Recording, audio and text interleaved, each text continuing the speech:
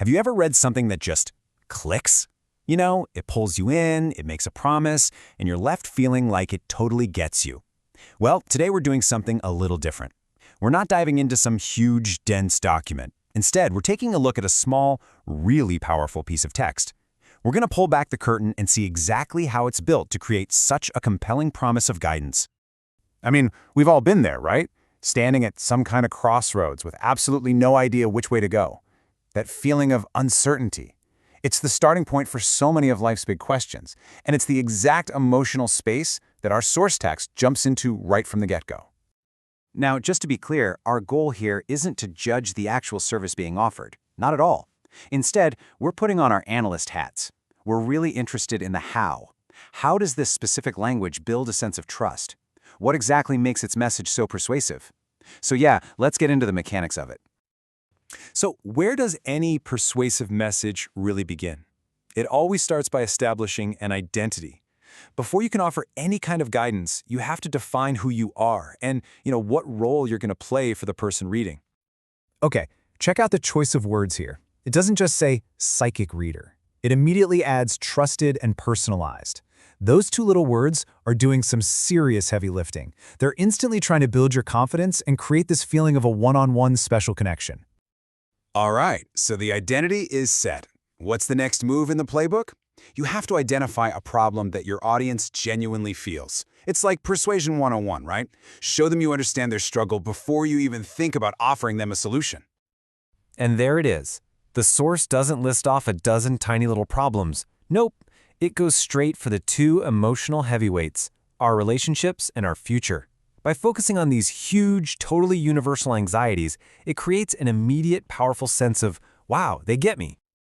So by framing these two core anxieties so clearly, the text basically creates a void, right? A sense of need.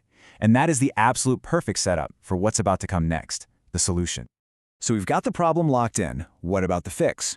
Well, the source doesn't just offer some vague, fuzzy promise. It presents a very specific set of tools. It's positioning its services as a practical, hands-on toolkit for finding clarity. See how this toolkit is laid out. It's a clear portfolio of services. You've got tarot for some insight, very specific solutions for love and career, and then this broader category of spiritual healing.